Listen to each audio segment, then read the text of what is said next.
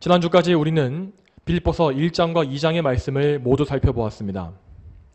이제 이 빌립보서 3장부터 후반부에 들어가기에 앞서서 다시금 이 편지, 이 빌립보서의 주제를 생각해 보겠습니다. 자, 빌립보서의 주제는 그리스도인의 기쁨입니다. 자, 그래서 바울은 이 편지의 내용 전반에서 성도들이 기뻐해야 할 이유와 또한 기뻐할 수 있는 방법을 알려주고 있습니다. 그런데 여러분, 우리는 현실적으로 도저히 기뻐할 수가 없는 세상에서 살고 있지 않습니까? 우리가 살고 있는 이 세상에는 온 사방에 죄악이 가득하고 또한 우리 주변에는 하나님을 믿지 못하게 방해하는 장애물들이 도처에 깔려 있습니다. 실제로 이 편지를 받아보았던 빌립보의 성도들 역시 그들의 기쁨을 빼앗아가는 온갖 괴로운 일들에 둘러싸여 있었습니다. 자, 그럼에도 불구하고 바울은 그들을 향해서 기뻐하라고 말하는 것입니다. 그가 이렇게 기뻐하라고 말하는 것은 그저 권면하는 정도가 아니라 그리스도 예수님의 이름으로 명령하는 것입니다. 그리고 이것은 단지 바울의 인간적인 명령이 아닙니다. 이것은 우리 주 예수 그리스도의 준엄한 명령입니다. 여러분, 예수님께서 우리에게 기뻐하라고 명하시는 이유는 그분께서 우리가 그분 안에 기뻐하기를 참으로 원하시기 때문입니다. 그리고 이 일을 위해서 예수님께서는 이미 우리에게 우리가 기뻐할 수 있는 가장 강력한 이유들을 다 주셨습니다. 우리가 예수 그리스도 안에 있고 또한 예수 그리스도와 동행하고 있다는 이것이 바로 우리의 기쁨의 이유가 되는 것입니다. 여러분, 예수님께서 우리를 구원하신 것은 결코 우리가 계속해서 슬퍼하고 또 계속해서 괴로움만 당하게 하시려는 것이 아닙니다. 예수님은 우리를 어둠에서 빛으로 옮기셨고 죽음에서 생명으로 옮기셨으며 또한 지옥에서 하나님의 영원한 나라로 옮겨주셨습니다. 또한 생명의 근원이신 그분 자신이 우리와 영원히 함께 해주실 것이라고 약속해 주셨습니다. 이러한 모든 사실들은 우리가 당하고 있는 모든 괴로움과 또 앞으로 당할 모든 괴로움보다 훨씬 더 강력합니다. 따라서 우리가 정말로 예수님 안에 있고 정말 예수 그리스도를 믿고 사랑한다면 우리는 그분으로 인하여 모든 어려움을 극복할 수가 있고 또한 어떤 상황 속에서도 항상 기뻐할 수가 있다는 것이죠. 자, 그렇지만 이러한 사실을 이렇게 그저 말로만 듣고 있자면 그래서 도대체 어떻게 기뻐하라는 것인가 라는 생각이 들 수 있을 것입니다. 그러므로 우리가 기뻐하기 위해서는 먼저 성경 말씀을 통하여서 우리의 기쁨을 지켜가는 방법을 배워야 합니다. 우리가 이전에 살펴보았던 1장과 2장 말씀에서 바울은 빌립보 성도들이 기쁨을 잃어버리고 있는 여러 가지 현실적인 상황들을 하나하나 언급해 준 바 있습니다. 먼저 1장에서는 바울 자신이 지금 감옥에 갇혀 있는 상황에 대해서 언급합니다. 자, 그의 투옥은 바울 자신에게도 큰 두려움을 주었고 또한 빌립보의 성도들을 다 엄청나게 낙심시키는 문제이기도 했습니다. 하지만 이에 대해서 바울은 그들 모두가 함께 정말 기뻐할 수 있는 명확한 이유를 말해준 바 있습니다. 그들이 기뻐할 수 있었던 첫 번째 이유는 바울이 감옥에 갇힌 것이 오히려 복음의 진보를 가져왔다는 사실이었습니다. 그는 지금 비록 교회들을 자유롭게 방문할 수 없었지만 감옥에서 그 감옥의 간수들에게 복음을 전파함으로써 로마 제국의 중심부에 복음을 퍼뜨리는 기회를 얻었습니다. 또한 만일 그가 감옥에서 죽는다 할지라도 그는 얼마든지 기뻐할 수 있었습니다. 왜냐하면 그는 그리스도와 온전히 연합되어 있었고 또한 그래서 그리스도께서 그 안에 사시는 바 되었기 때문입니다. 이렇게 그가 온전히 그리스도께 붙잡혀 있었기 때문에 그는 지금 당장 죽는다 할지라도 그의 죽음마저 하나님의 뜻에 따라서 유익이 될 것임을 믿었습니다. 또한 반대로 그가 죽지 않고 석방된다면 그 석방되는 건 역시 이 땅에 있는 성도들에게 유익할 것이기 때문에 또한 기쁜 일이었습니다. 이와 같이 성도는 예수 그리스도 안에 있기 때문에 그가 살거나 죽거나 하는 문제에 연연하지 않을 수가 있는 것입니다. 이미 성도는 예수 그리스도 안에서 자신의 옛사람을 십자가에 못 박아 죽였고 예수님의 부활하심과 함께 거듭나서 새로운 삶을 살고 있기 때문이죠. 그러므로 사나 죽으나 성도의 목적은 오직 하나님의 영광입니다. 이 사실을 굳게 붙잡는 성도는 생사의 문제에 직면할지라도 오직 그리스도로 인한 기쁨을 정말 누릴 수가 있는 것입니다. 자, 그리고 그 다음으로 바울은 1장에서 자신을 시기 질투하는 사람들에 대해서 언급한 바 있습니다. 자, 그 사람들은 바울이 로마에 오기 전부터 오랫동안 로마에서 사역해왔던 로마 교회의 사역자들이었습니다. 그런데 참으로 애석하게도 그 사역자들은 그리스도의 영광을 위해서가 아니라 자신의 명성을 드높이기 위해서 사역을 하고 있었습니다. 그들은 바울이 로마에 온 것을 반가워하기는커녕 자신의 위치와 권위가 위협받는다고 생각했죠. 그래서 그들은 바울에게 지지 않기 위해서 복음을 열심히 전파했다고 합니다. 당연히 이러한 마음과 자세는 참된 사역자로서는 있을 수가 없는 죄악된 일입니다. 하지만 바울은 그러한 사역자들을 미워하거나 시기 질투하지 않았습니다. 바울은 말하기를 어떤 이유로든지 간에 그리스도께서 전파되고 있는 것이니 나는 기뻐할 수 있다라고 했습니다. 참 감사하게도 그 잘못된 사역자들은 복음의 내용만큼은 정확히 알고 있었고, 그래서 어쨌든 성경적으로는 문제가 없는 교리를 말하고 있었던 것입니다. 그래서 바울은 그들의 의도야 어찌되었든지 간에 성령님의 역사하심으로 말미암아 복음이 전파되고 있으니 나는 만족한다 라고 말했던 것이죠. 자, 여러분, 그렇지만 이렇게 바울과 같이 다른 사람의 시기 질투와 미움을 받아가면서도 혈기를 부리지 않을 수 있는 것은 정말 대단한 성화의 열매라고 할 수 있습니다. 여러분, 그러면 바울은 어떻게 이렇게 자기를 부인하고 온전히 그리스도의 영광만을 추구할 수 있었을까요? 그가 그렇게 할 수 있었던 비결은 뒤에 이어지는 2장 말씀에 나옵니다. 2장에서 바울은 빌립보 교회 안에서 발생했던 다툼에 대해서 언급합니다. 자, 빌립보의 교인들은 참으로 그리스도를 사랑하는 좋은 성도들이었지만 그럼에도 불구하고 그들 역시 죄인이었기 때문에 그들 가운데서도 불화와 다툼이 생겨났던 것입니다. 자, 바울은 그 사람들의 잘잘못을 따지지 않고 다만 이렇게 강권했습니다. 빌립보서 2장 5절 말씀에 너희 안에 이 마음 곧 그리스도 예수님의 마음을 품어라 하였습니다. 자, 여러분, 이 말씀이 바로 우리가 기쁨을 유지할 수 있는 비결인 것입니다. 가장 먼저 이 편지를 쓰고 있는 바울 사도부터가 그리스도 예수님의 마음을 품었기 때문에 항상 변함없이 기뻐할 수 있었지 않습니까? 그리스도 예수님의 마음 때문에 그는 감옥 안에 있을지라도 기뻐할 수 있었고, 또한 자신을 시기 질투하는 자들에 대해서도 개의치 않을 수가 있었습니다. 바울은 그리스도의 마음을 품음으로써 모든 상황에서 기뻐하는 일체의 비결을 배운 것입니다. 그러면 그리스도의 마음은 무엇이라 말씀하셨습니까? 그리스도께서는 온전한 겸손과 사랑으로 자신을 비우셨으며 십자가에서 죽으시기까지 하나님께 순종하셨다고 하였습니다. 이러한 대속의 죽으심으로 말미암아 우리는 죄 사함을 얻게 되었고, 또한 하나님 앞에 의롭다고 선포되었으며 그리스도와 연합되어 성령님의 인도하심을 받게 된 것입니다. 그러므로 참된 성도는 이 세상 속에서 그 어떤 상황을 당할지라도 그리스도의 마음 때문에 궁극적인 소망과 기쁨을 찾을 수가 있습니다. 물론 성도 역시 사람이기 때문에 잠시간은 슬픔과 괴로움에 빠지는 것을 어떻게 할 수가 없습니다. 그러나 성령께서는 그를 방치하지 아니하시고 다시금 그를 회복시키시며 참된 기쁨을 주시는 것이죠.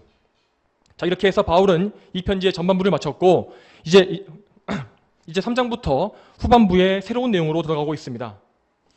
그리고 그는 다시금 이 편지의 주제를 다시금 강조합니다. 마지막으로 나의 형제들아 주님 안에서 기뻐하여라. 여러분, 다시 말씀드리지만 이 말씀에서 기뻐하라는 이 말씀은 권면이 아니라 명령입니다. 다시 말하자면 우리는 하나님께 순종하기 위해서 참된 기쁨을 추구해야 하는 것이고, 또한 하나님께 순종하기 위해서 실제로 기뻐해야 하는 것입니다.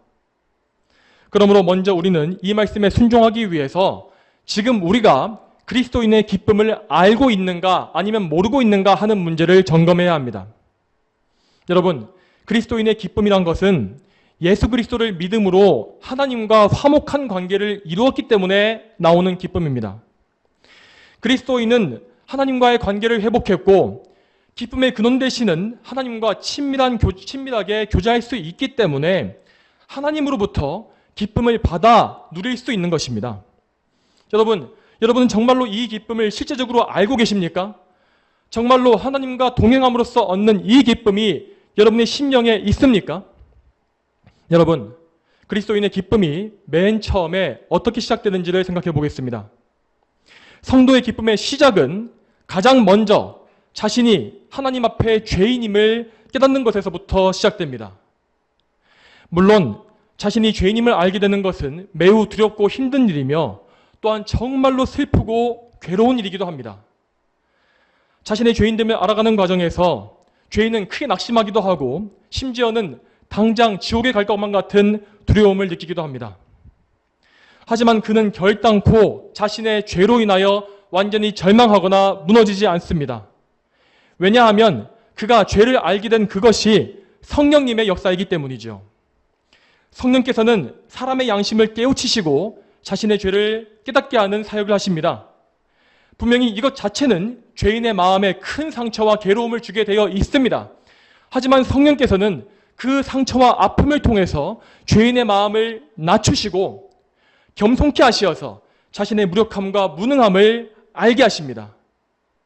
그리고 이렇게 자신의 죄악과 무능함을 알게 된 사람은 그때에서야 오직 하나님께서 주시는 구원의 은혜를 찾게 됩니다. 그리고 그가 유일한 구원자이신 예수 그리스도를 찾고 부를 때에 성령께서는 그때에 그 마음을 열어주시어서 그리스도를 구주로 믿는 믿음을 그 속에 주시는 것입니다. 이렇게 성령님의 선물로서 그리스도를 믿게 된 이 사람은 그리스도의 공로로 인하여서 모든 죄를 용서받고 죄의 모든 빚을 탕감받는 은혜를 얻게 됩니다. 그때서야 그는 비로소 죄와 마귀의 노예되었던 신분에서 벗어납니다. 이러한 구원의 은혜를 받은 이후에야 그는 그리스도 안에서 얻는 이 기쁨이 참된 기쁨이 무엇인지를 알게 되는 것이죠. 이것이 우리 성도의 기쁨의 시작입니다. 자, 그리고 이렇게 구원의 문을 통과한 성도는 그 이후로 성령님의 인도하심 가운데 실제적으로 자신의 상태에 있어서도 죄에서의 자유를 얻어가게 됩니다. 이것을 우리는 성화라 부르는데, 성화는 우리 안에 남아있는 죄악된 습관과 나쁜 성품과 기질과 악한 인간관계나 온갖 우리의 더러운 것들이 하나하나 우리 삶 속에서 제거되어 가는 것입니다. 물론 이러한 과정은 우리의 죄를 더 깊이 깨닫게 되고 또한 죄와 싸우는 것이기 때문에 정말 고단하고 힘듭니다. 하지만 우리는 하나님의 은혜 덕분에 참된 자유가 무엇인지를 알아가게 되고 또한 성도로서 거룩한 삶을 살며 하나님을 기쁘시게 하는 것이 무엇인지를 점점 더 풍성하게 알 수 있는 것입니다. 이렇게 영적으로 하나님과 함께하며 살아있는 성도는 하나님으로 인해서 기뻐하고 더욱더 그분을 영광스럽게 하는 것이 참으로 기쁘다는 것을 알아가게 되는 것입니다.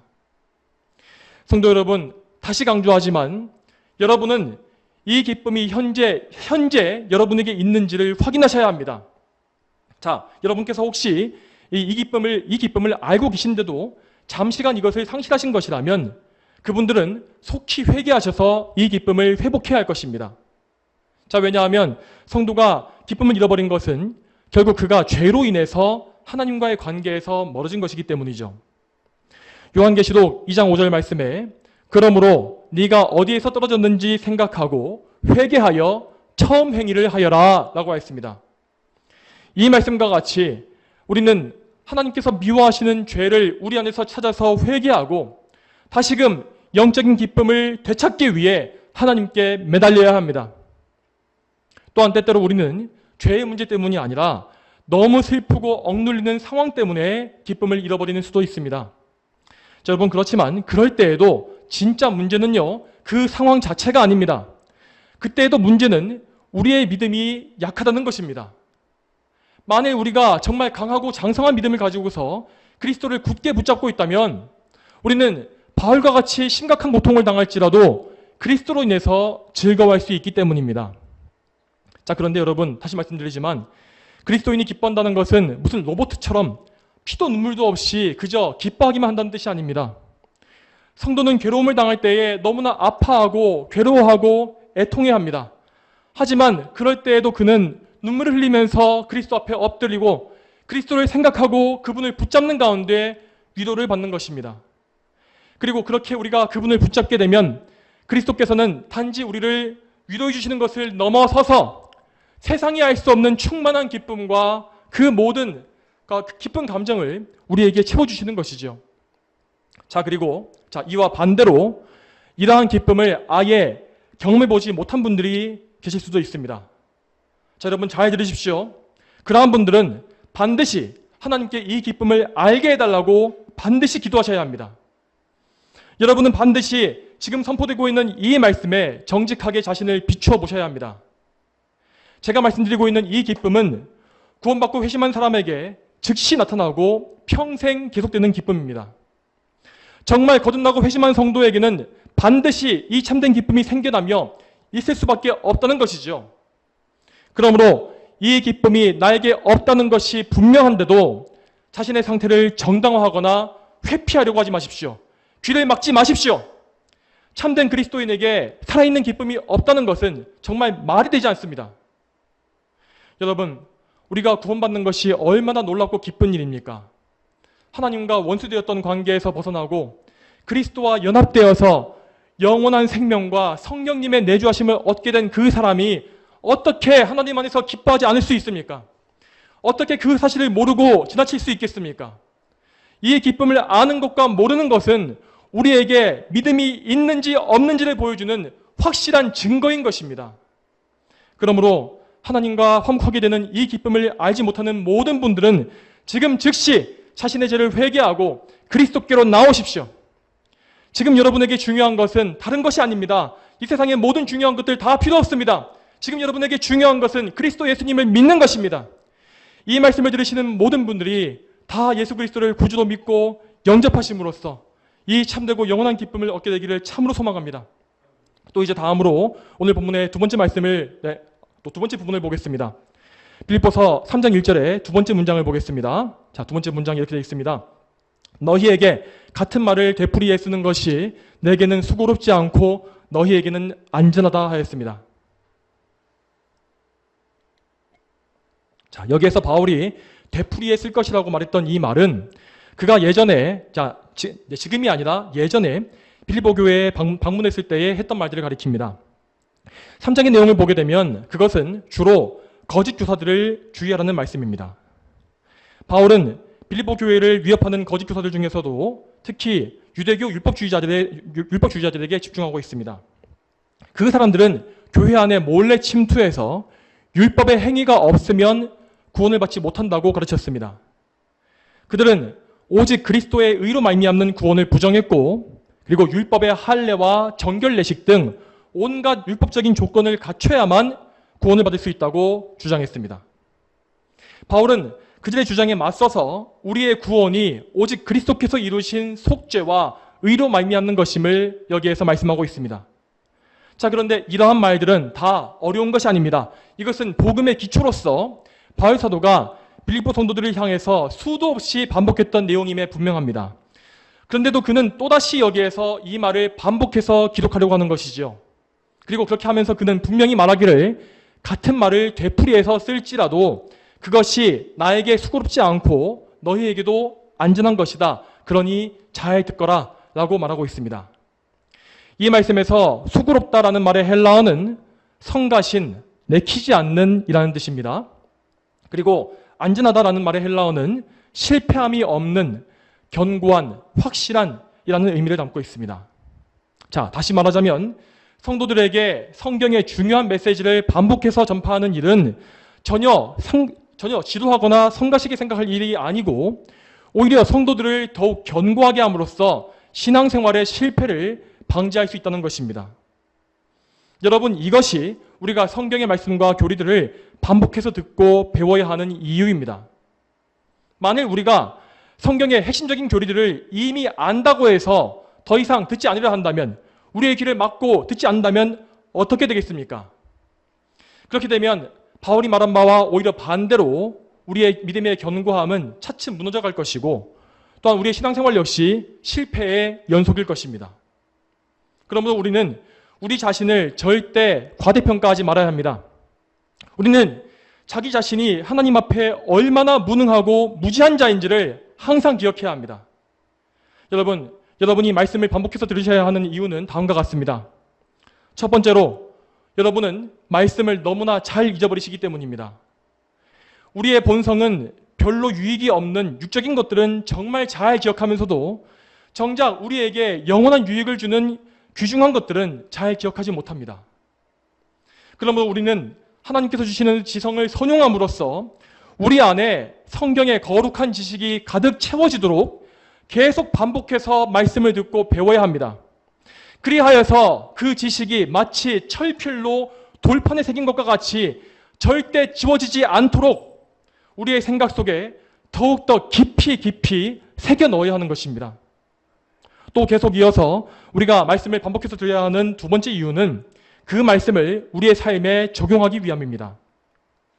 우리가 말씀을 알아가는 것은 단순히 우리의 머리로만, 그러니까 지식만 쌓기 위함이 아닙니다. 우리가 지식을 얻었다면 반드시 그 지식에 걸맞는 열매를 맺어야 하는 것입니다. 우리는 그래서 반복해서 말씀을 들음으로써 내 삶 속에서 이 말씀에 맞지 않는 부분이 무엇인지를 발견하게 되며 계속해서 그 말씀을 통해서 나의 삶을 교정해 갈 수 있습니다. 여러분, 그런데 이러한 과정은 결코 우리의 힘으로 되는 것이 아닙니다. 말씀에 불순종하고 있는 나의 죄를 발견하는 것도 우리의 능력으로는 불가능하고, 또한 말씀에 순종하는 것 역시 나의 힘으로는 불가능합니다. 아무리 마음에는 원하고 말씀대로 살고 싶어도 그렇게 정작 하지 못하는 것이 바로 우리의 죄성이고 한계입니다. 그러므로 우리는 말씀에 순종하기 위해서 성령님의 도우심에 전적으로 의지합니다. 우리는 그래서 말씀을 대할 때에 먼저 성령님의 능력을 구할 수 있어야 합니다. 이렇게 설교를 들으시기 전이나 성경을 읽기 전에 항상 성령님께서 내 마음을 조명해 주시어서 이 말씀을 깨닫게 해주시기를 간절히 기도하십시오. 절대로 여러분의 지성과 능력과 의지로서 이 말씀을 이해할 수 있다고 생각하지 마시기 바랍니다. 절대로 여러분의 힘과 의지에서 예배에 나오는 일이 없도록 하시기 바랍니다. 그리고 그렇게 해서 성령님의 도우심으로 말미암아 말씀을 알게 되었다면 그 깨달은 바 말씀대로 살아갈 수 있도록 기도해야 할 것입니다. 내가 들은 이 말씀들을 하나님께 다 일일이 말씀드리고 그 말씀에 온전히 순종하지 못하고 있는 나의 무능함을 애통해하며 내 안에 계신 성령께서, 내게 보혜사로 주신 성령께서 나를 말씀대로 인도해달라고 간구해야 하는 것이죠. 이렇게 함으로써 말씀에 불순종하고 있는 나의 옛사람을 철저히 더 죽여가고 내 안에 사시는 성령께 나 자신을 온전히 내맡겨야 하는 것입니다. 여러분, 이렇게 성령님께 의지하는 참된 기도를 하고 또한 실제로 우리가 순종하기 위해서 우리는 하나님의 말씀을 반복해서 듣고 그 의미를 점점 더 깊이 알아가야 하는 것입니다.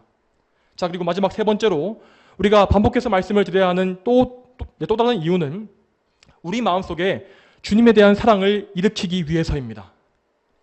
우리는 본성적으로 너무나 사랑이 없고 무정하기 때문에 말씀을 반복해서 듣지 아니하면 하나님을 사랑하는 마음이 없어지게 되어 있습니다. 하나님에 대한 사랑이 없어진 마음에는 세상을 사랑하고 나 자신을 사랑하는 마음이 가득 채워지게 되어 있습니다. 이렇게 되면 우리 마음속에는 온갖 육신의 정욕과 이 세상의 자랑과 교만함만 가득해지게 될 것입니다. 하나님에 대한 열망은 자동으로 다 없어져 버리고 이 세상의 온갖 보화에 대한 열망을 좇으면서 계속해서 죄만 짓게 되는 것이죠. 그러므로 우리는 하나님을 향한 사랑을 불붙게 하기 위해서 계속해서 말씀을 드려야 합니다. 여러분, 그 중에서도 특히 우리는 복음의 메시지를 자주 들어야 합니다. 그리스도의 복음은 우리가 처음 구원받을 그 당시에만 중요한 것이 아닙니다. 우리가 구원받은 이후에 거룩한 삶을 살기 위해서도 우리는 복음을 자주 듣고 복음에서 새 힘을 얻어야 합니다. 왜냐하면 그리스도의 복음의 그 사랑에는 우리를 강권하여 하나님을 사랑하게 하는 능력이 있기 때문입니다. 우리가 복음을 통해서 하나님을 깊이 사랑하게 된다면 우리는 누가 억지로 시키지 않을지라도 말씀에 순종할 것이며 또한 어떤 박해를 받을지라도 하나님만 붙잡고 환난을 이기게 될 것입니다. 여러분, 우리는 이 성경을 하나님이 나에게 주시는 말씀으로 받아들이고 또 읽어야 합니다. 여러분, 하나님께서는 우리 죄인들을 구속하시기 위한 목적으로 이 성경을 우리에게 주신 것입니다. 이 구속이란 것은 구원과 속죄를 의미합니다. 여러분, 그러므로 성경이 우리의 죄를 지적하고 책망하는 것은요, 그것은 결코 우리를 저주하거나 멸망시키기 위함이 아닙니다. 창세기 3장에서 선악과를 먹은 아담과 하와에게 하나님께서 하신 말씀들을 잘 살펴보십시오. 그 말씀에는 물론 인간이 자기 죄의 결과로 받게 되는 많은 징계들이 기록되어 있는 것이 사실입니다.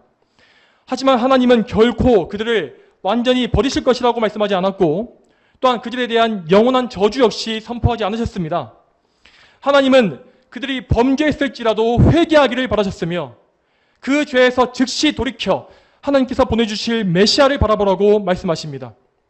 창세기 3장 15절 말씀에 하나님께서 말씀하신 여자의 후손이 바로 인성을 가지고 이 세상에 내려오실 예수 그리스도를 가리키는 것입니다.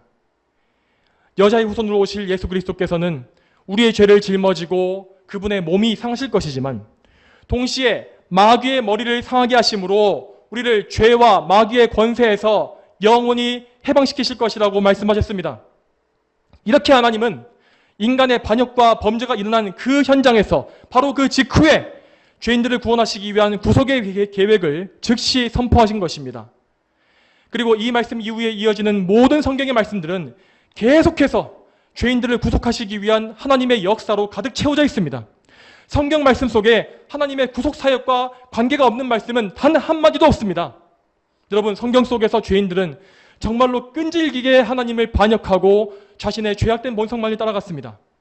하지만 하나님은 그분께서 택하신 백성들을 구속하시기 위하여 구원의 사역을 정말 끝까지 이어가십니다.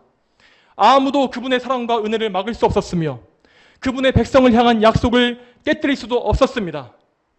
이처럼 우리는 성경 속에서 우리를 향하신 하나님의 놀라운 사랑을 발견할 수 있어야 합니다. 성경은 하나님께서 여러분을 향해 보내주신 사랑의 편지와도 같습니다. 그러므로 여러분이 진정 하나님을 사랑하신다면 그 편지를 반복해서 읽고, 또한 제가 이 말씀을 반복해서 선포해 줄지라도 그것을 진리하거나 식상해 하지 않을 것입니다. 왜냐하면 여러분 속에 하나님을 향한 사랑이 있기 때문이죠. 그러므로 혹시 여러분이 말씀을 들어도 감동이 없고 깨달음도 없으며 하나님에 대한 사랑과 감사가 부릴 듯 생겨나지 않는다면 지금 여러분의 영혼은 깊은 잠에 빠져 있는 것이거나 아니면 아직 죽어있는 상태 그대로에 남아있는 것입니다. 그러므로 여러분, 하나님께서 여러분에게 지금 하시는 말씀을 잘 들으십시오. 먼저 아직 회개하지 않는 죄인들은 지금 즉시 회개하고 예수 그리스도를 붙잡으십시오. 여러분이 지금 회개해서 그리스도를 믿지 않는다면 여러분은 앞으로 아무리 말씀을 반복해서 읽고 들을지라도 유익을 얻지 못할 것입니다. 여러분은 먼저 이 복음의 말씀을 듣고 단순하게 그것을 믿고 붙잡음으로 그리스도를 구주로 영접해야 합니다. 그렇게 그리스도를 믿는 자에게 성령께서는 비로소 성경을 열어주시어서 그 말씀의 의미와 그 속에 담겨진 풍성한 보화를 얻을 수 있도록 역사하실 것입니다.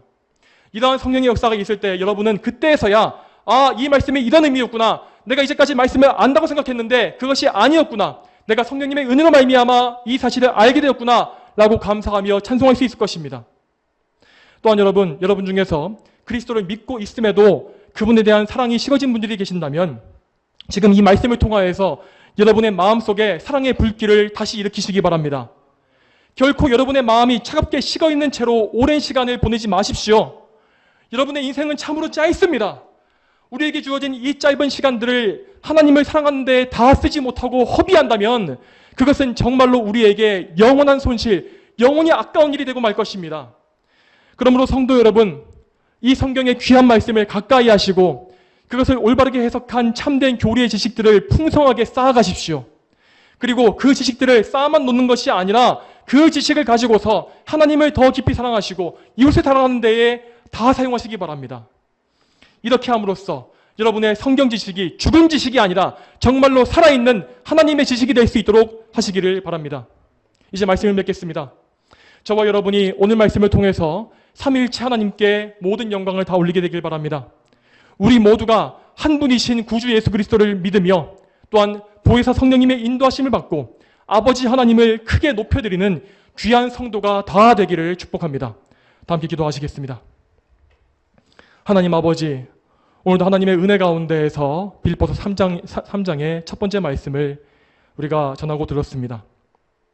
하나님, 참으로 저희가 성령님의 인도하심 가운데에서 이 말씀을 듣기를 바라며, 또한 오늘 들려진 이 말씀이 그저 듣고만 끝나는 것이 아니라 성령님의 조명하심과 긍휼여기시는 그 역사로 인하여서, 사람을 변화시키시는 그 역사로 인하여서 우리 마음을 변화시키기를 소망합니다. 우리 마음속에 지금 사랑이 식어 있다면 성령께서 우리 마음속에 불을 붙여주시고 다시 한번 뜨거운 마음을 가지고, 뜨거운 사랑을 가지고 하나님을 정말 열렬히 사랑하고 또한 사모하며 순종할 수 있도록 도와주시옵소서. 또한 저희 가운데 아직 예수님을 믿지 못하고 아직 그 사랑의 불이 시작되지 않은 자가 있다면 주여, 그들도 불쌍히 여기셔서 하나님의 은혜 가운데에서 믿음을 가지게 하시며 참으로 우리가 이 교회 가운데 회개와 회심의 역사가 일어날 수 있도록 역사해 주시기를 간청합니다. 주여, 이 말씀 사역을 주님께서 사용해 주시며 앞으로도 붙잡아 주시기를 간구합니다. 감사드리며 예수님의 이름으로 기도 올립니다. 아멘.